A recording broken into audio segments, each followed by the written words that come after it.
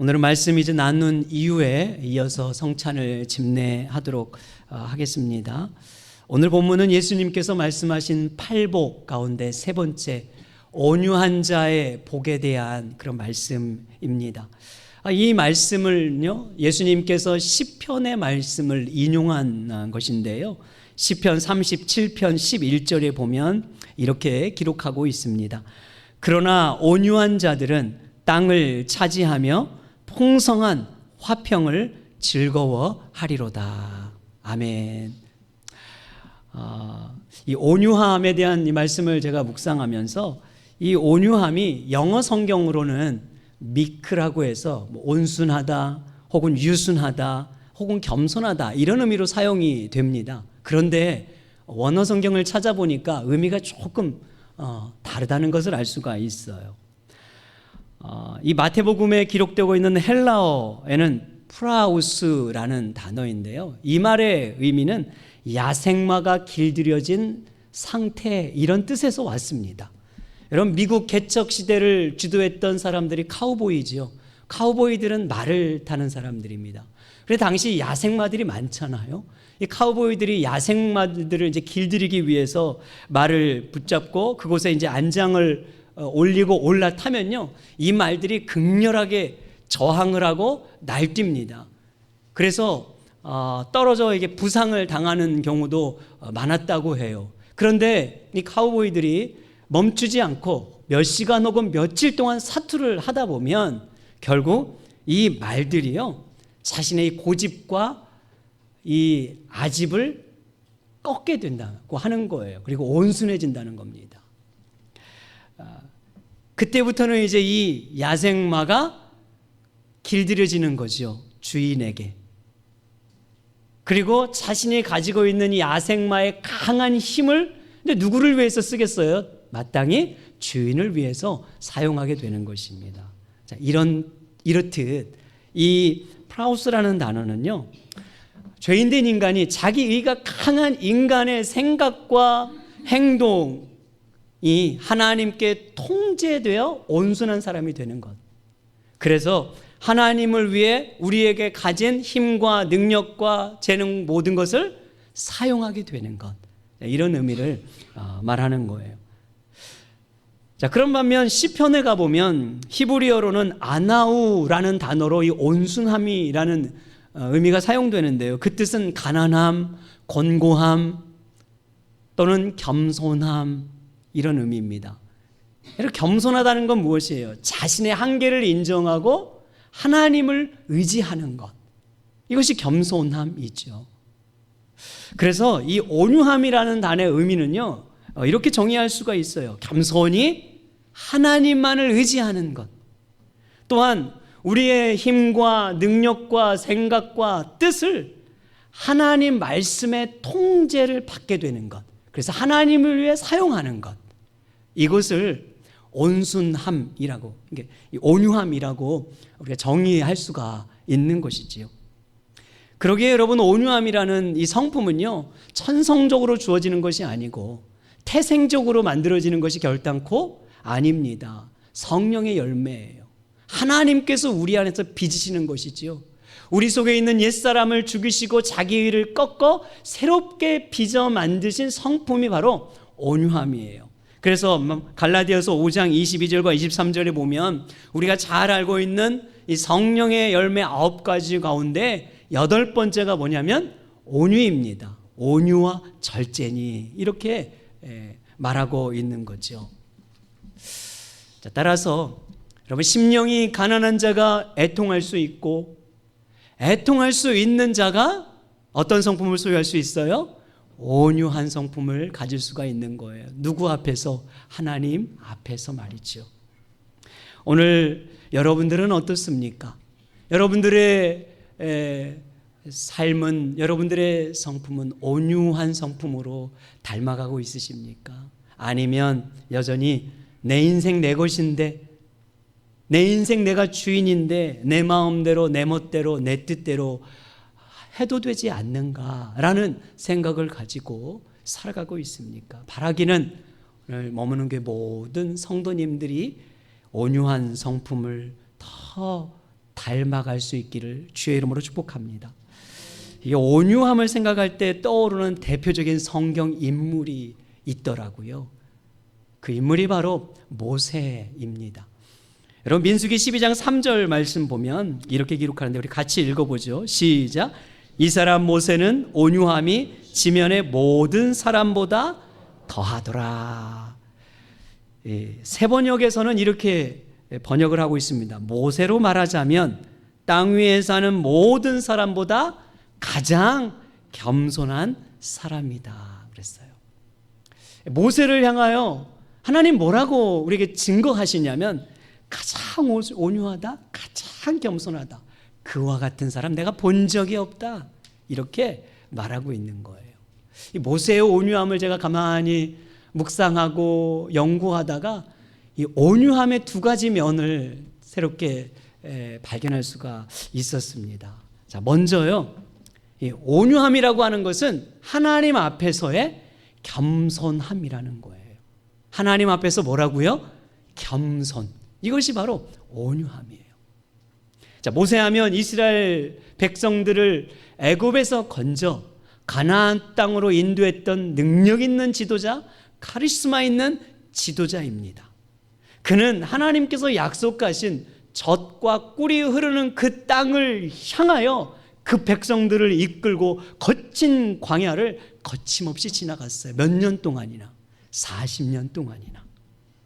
그런데요, 슬프게도 모세는 그 가나안 땅에 들어가지 못하고 인생을 마무리합니다. 반석에서 물을 내라는 그 하나님의 말씀을 따라 그대로 행했는데 거기에서 하나님을 드러내지 않고 자기를 드러내는 교만함 때문에 결국 모세는 가나안에 들어가지 못한다는 사명 선고를 받게 돼요. 그래서 모세는 실제 가나안 땅이 보이는 마지막 비스가 산에서 그 가나안 땅, 그토록 그가 바라고 소망했던 그 약속의 땅을 눈으로만 보고 그곳에서 생을 마무리하게 됩니다. 그리고 하나님은 젊은 그 청년 여호수아를 모세를 대신해서 후계자로 이제 삼게 하시는 거죠. 여러분, 한번 생각해 보십시오. 여러분들이 하여튼 몇십 년 동안 열심히 몸바쳐 일한 회사가 있어요. 그런데 어느 날 갑자기 해고 통지를 받는다, 구조조정을 받게 된다, 명퇴를 당한다. 여러분 어떤 마음이 들겠습니까? 내가 어떻게 이 회사를 위해서 몸 바쳤는데, 시간 바치고 모든 것 바쳤는데 어떻게 나한테 이럴 수가 있는가? 이것은 큰 배신감과 충격을 받을 수밖에 없는 거예요. 모세도 동일하죠. 40년 동안이나 하나님 말씀에 순종했어요. 여러분 죽도록 순종했습니다. 목숨을 각오하고 순종하고 헌신했습니다. 수없이 죽을 일이 겪었고요, 수없이 고난과 고통과 역경을 겪었습니다. 그런데 하루아침에 지금 버려진다고 생각해 보세요. 외면됐다고 생각해 보세요. 그것은 모세에게 쉽게 받아들일 수 없는, 그토록 소망하던 가나안 땅 그 하나 바라보고 갔는데 들어가 보지도 못하고 생을 마감한다는 건 얼마나 여러분 슬픈 일이에요. 원통할 일이죠. 화날 일이고 분노할 일 아닙니까? 자, 그런데 이제 놀라운 사실이 뭐냐면 모세는요, 그 하나님이 주신 명령을 묵묵히 받아들인다는 거예요. 자, 여기에 포인트가 있습니다. 실은 내색하지 않아요. 왜 그렇습니까? 항변하지 않습니까? 내가 어떻게 주를 위해서 살았는데 그럴 만도 한데 하지 않습니다. 그리고 자신에게 주어진 마지막 사명, 그 일을 묵묵히 감내하고 충성되이 감당하다가 마지막 기꺼이 후임자였던 여호수아에게 자기 자리를 내어줘요. 그리고 축복을 빌어줍니다. 정말 마음 다해서 축복을 빌어줘요. 그리고 생을 마감하는 거예요. 정말 모세는요, 뒷모습이 매우 아름다운 인생이었어요. 뒷모습이 아름다워요. 여러분, 뒷모습이 아름다운 게 그렇게 쉬운 일이 아니에요. 사람들이 처음에는 다 잘하다가도요, 마지막에 참 마음 아픈 모습이 얼마나 많습니까? 뒷모습이 좋지 않은 분들 많거든요. 목회자들에게도 많아요. 처음에는 그렇게 순수하게 목회했지만 교회가 커지고 인원이 많아지고 그러면서 마지막에 우리의 인상을 찌푸리게 만드는 모습이 있잖아요. 그건 교회 직분자들도 마찬가지예요. 처음에는 순수하게 집사 직분, 장로 직분, 권사 직분 잘 받아서 섬기다가도 나중에 가서 내려놓지 못하고 혹은 끝까지 붙들겠다고 기득권을 포기하지 못하는 그런 모습들 우리에게 있잖아요. 뒷모습이 아름답다는 건 그렇게 생각처럼 쉬운 일이 아닙니다. 그것은 목회자나 우리 성도님들이나 세상에 어떤 지위를 가진 모든 사람들 마찬가지인 것 같아요. 모세도 그런 거죠.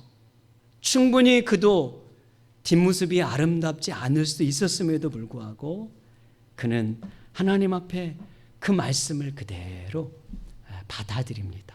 여러분, 이것이 모세의 온유함이에요. 그래서 히브리서 저자는 후대에 히브리서 11장 24절과 26절에서 모세의 온유함을 세 가지로 말합니다.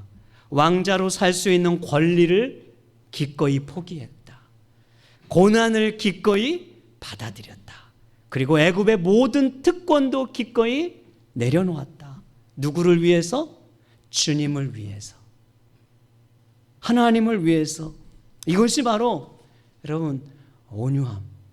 그러니까 여러분, 온유함이라고 하는 것은 다른 것이 아니라 우리가 마땅히 누릴 수 있고 취할 수 있고 우리가 마땅히 행사할 수 있는 권리와 특권을 기꺼이 포기하고 내려놓을 수 있는 자세. 교회의 덕을 위해서라면, 그것이 성도들을 위한 것이라면, 그것이 주님을, 하나님의 영광을 위한 것이라면, 여러분, 하나님은 어떤 사람을 사용하실까요? 마땅히 온유한 사람을 사용하세요. 겸손을 갖춘 온유한 사람.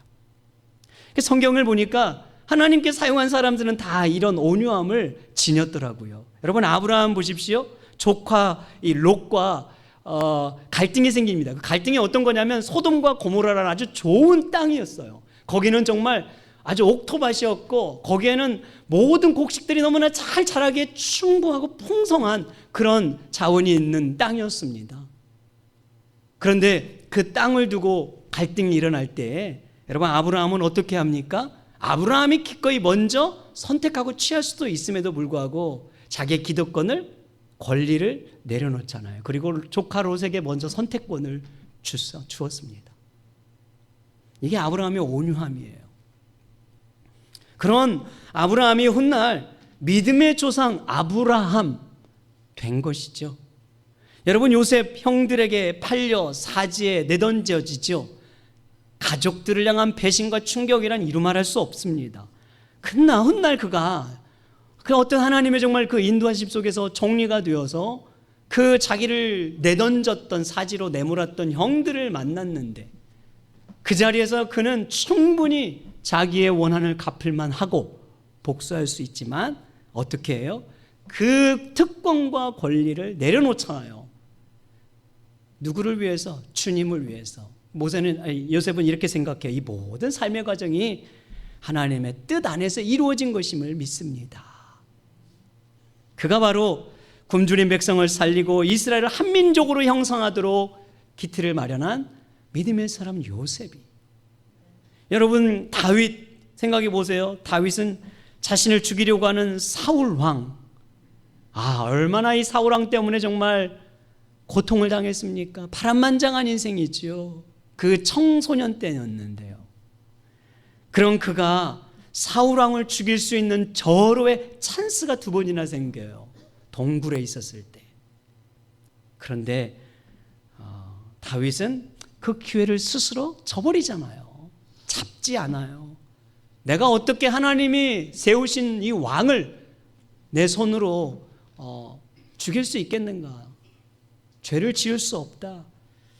그렇게 자기의 그런 할 수 있는 모든 권리를 내려놓지요.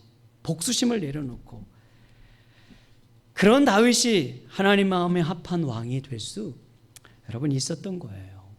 다 온유함이죠. 다윗의 온유함. 사랑하는 여러분, 하나님은요 오늘도 어떤 사람을 원하시는가? 온유한 사람을 찾으십니다. 온유한 사람을 통하여 일하심을 믿으시기 바랍니다. 그러니까 온유함이라고 하는 것은 단순히 착하고 유순하고 말이 적고 우유부단하고 모든 게 좋으면 좋은 거지 낙천적이고 이런 사람을 말하는 게 아니에요. 성경이 말하고 있는 온유함이라는 것은 자기를 부인하는 사람이에요. 자기를 내세우지 않는 사람이에요. 자기의 권리와 특권과 지위와 모든 것이 있음에도 불구하고 행사할 수 있음에도 불구하고 기꺼이 포기하는 사람이에요. 누구를 위해서? 주님을 위해서. 그리고 진리를 위해서라면 목숨을 각오할 수 있는 사람. 저는 오늘 저와 여러분들이 하나님 앞에서 이 온유함, 겸손한 이 온유함을 지닐 수 있기를 주의 이름으로 축복합니다. 자, 그런가 하면 온유함은요 다른 사람과의 관계에서 부드러움이에요. 부드러움. 자, 하나님 앞에서의 겸손함이라면 타인과의 관계 앞에서 부드러움이라고 할 수 있습니다. 자, 민수기 12장에 보면은요 또 모세의 사건이 나오는데 이 사건은 가족으로 인한 상처와 배신으로 얼룩진 그런 사건을 다루고 있어요. 모세에게는 형인 아론과 누나인 미리암이 있습니다.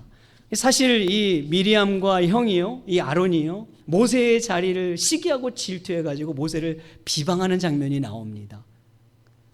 너만 왜 그런 자리 차지하고 있느냐? 나는 왜 안 돼? 나도 제사장이고 나도 선지자인데 우리도 그럴 만한 자격 있지 않나? 왜 꼭 모세 혼자야? 그 높은 자리에 대한 욕심과 질투가 생겨서 그 모세를 비방하는 장면이죠. 사실 여러분이 미리암과 이 아론은요 광야를 지나오는 동안 아주 모세에게 큰 위로와 힘이 되었던 가족이었어요. 형과 누나였지요. 그런데 실상은 두 얼굴을 가지고 있었던 거지요. 앞에서는 웃고 있지만 속으로는 칼을 갈고 있었던 거예요. 여러분 이 장면 생각해 보십시오. 모세의 마음이 어땠을까요? 이 정말 큰 충격이죠. 이 배신감은. 심지어 이게 내 가족들한테 그랬다는 것이 말도 못하는 겁니다. 자, 그런데 민수기 12장에 쭉 보면 모세는 그런 형과 누나의 행동에요 똑같이 행동하지 않습니다. 아니 그 일을 이런 방구하지 않아요. 말 한마디 언급하지 않습니다. 그리고 하나님께 맡겨드려요. 그러니까 하나님께 기도합니다. 그리고 결국 하나님으로부터 징계를 받죠. 그래서 미리암은 그 몸에 이제 병까지 지니게 되잖아요. 그런데 모세는 그들을 위해서 어떻게 하냐면 민수기 12장 13절에 보니까 이렇게 합니다. 모세가 여호와께 부르짖어 이르되 하나님이여 원하건대 그를 고쳐 주옵소서. 오히려 그들을 위해 뭐 했다고요? 기도했던 모세. 여러분 기도 나올 것 같습니까? 내 형제라고 내 가족이라도 기도 잘 안 나와요. 이러면 언제 내가 똑같이 해줄까 칼망울이 갈고 싶은 마음이 칼 갈고 있는 거죠. 기회만 와봐라. 근데 사실 이스라엘 백성들이 이 모세에게 했던 태도도 동일했어요. 그들이 광야에서 정말 이제 먹을 것, 입을 것, 마실 것, 그 삶이 얼마나 불편해요. 그러니까 모세를 향하여 계속 불평하잖아요. 원망합니다. 왜 우리를 저 애굽에서 건져와 가지고 죽게 만드냐고. 심지어 돌을 들어 모세를 죽이려고까지 했던 그 백성들의 모습이 등장합니다.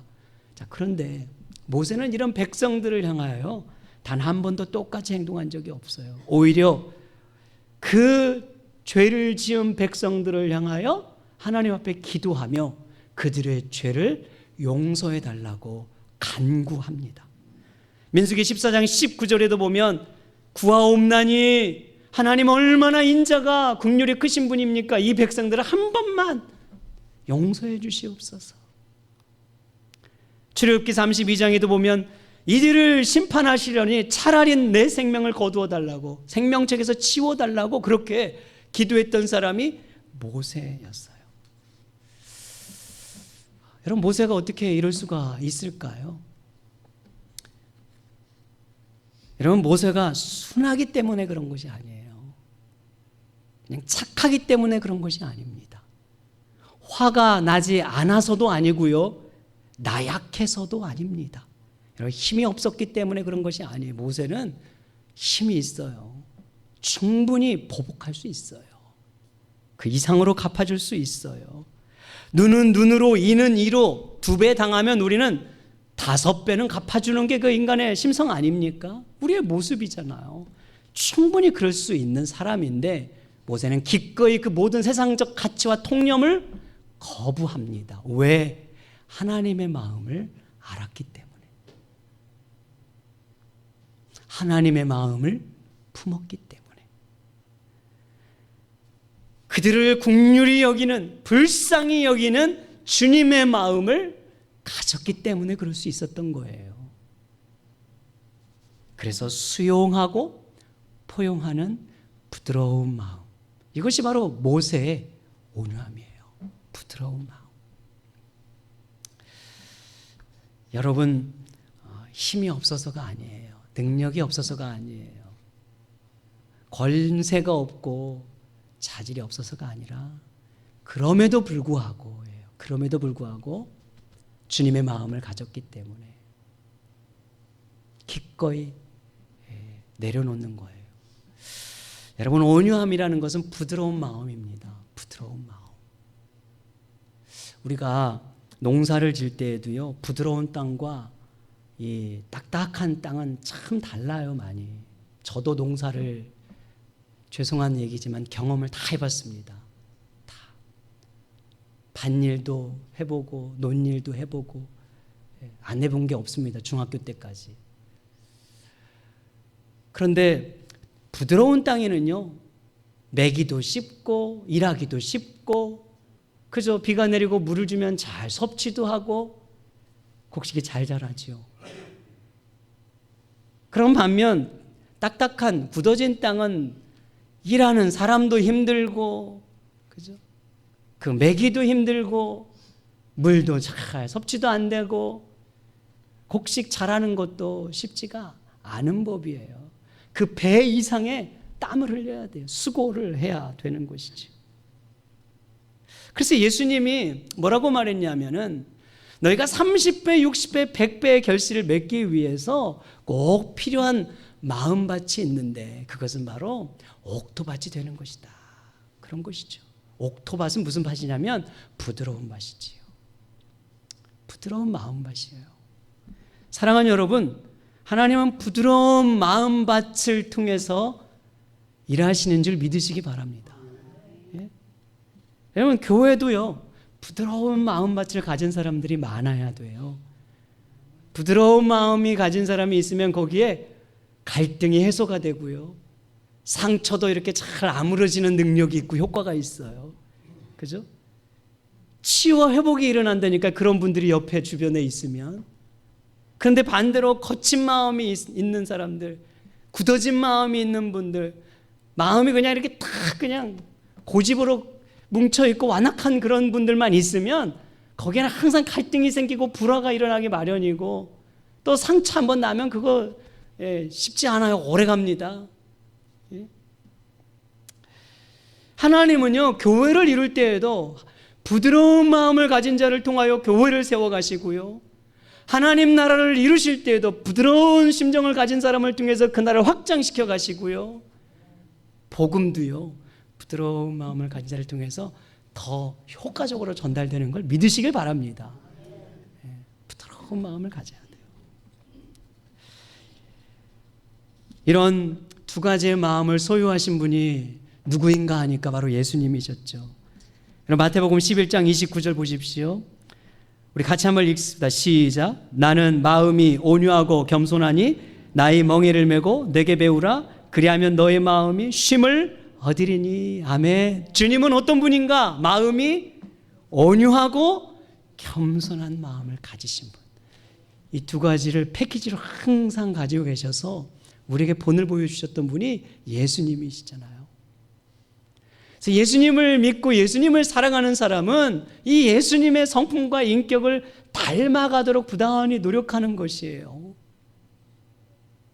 신앙의 인격과 성장이라고 하는 것은 다른 것이 아닙니다. 뭘 잘했더라, 대단한 역사를 이루었더라, 뭐 대단한 일을 나타냈더라, 이런 것이 아니에요. 그가 얼마나 예수님의 성품을 더 닮아갔는지, 그가 얼마나 성숙한 모습을 보이는지, 그가 얼마나 부드러운 마음을 가지고 주의 일을 하고 있는지, 사람에게 좋은 영향을 미치고 있는지에 따라서 야, 그분 참 괜찮더라 말하는 거거든요. 그래서 사도 바울도 교회를 향하여 말할 때 에베소서 4장 2절에 말하기를 이렇게 말했습니다. 모든 겸손과 온유로 하고 오래 참음으로 사랑 가운데 서로 용납하라. 여러분 믿으십니까? 교회 안에서도 필요한 게 뭐냐면 겸손과 온유, 이 성품을 품는 것이에요. 그런가 하면 갈라디아서 6장 1절에서도 이렇게 말했어요. 우리 이 말씀 읽어보죠. 시작. 형제들아, 사람이 만일 무슨 범죄한 일이 드러나거든 신령한 너희는 온유한 심령으로 그러한 자를 바로잡고 너 자신을 살펴보아 너희도 시험을 받을까 두려워하라. 여러분 어떤 심령으로 하라고요? 온유한 심령으로 대하라고요. 어떤 문제가 있고 무슨 죄를 지은 사람이 있을 때 온유한 심정으로, 아픈 사람이 있을 때, 상처난 사람이 있을 때, 힘든 사람이 있을 때, 병든 사람이 있을 때 온유한 심령으로 대하라고 말하고 있는 것입니다. 교회의 온유함이, 여러분 성품이 빠지면 안 돼요. 교회는 온유한 성품으로 지어져 가야 돼요. 따라서 온유함은 성내지 않는 거예요. 좀 배웠다고 잘난 척하지 않는 것입니다. 더 잘 산다고 큰 소리치지 않습니다.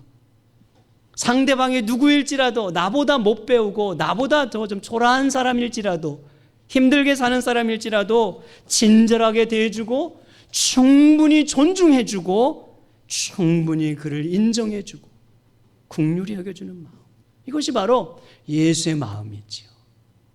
예수의 마음을 가진 자, 이게 바로 온유한 마음인 줄 믿습니다. 그러므로 예수님은 이 온유한 성품으로 살아가는 자에게 땅을 기업으로 얻을 것이라 약속하고 있어요. 이 땅, 여러분이 그 땅을 자꾸 오해하는 것 같아요.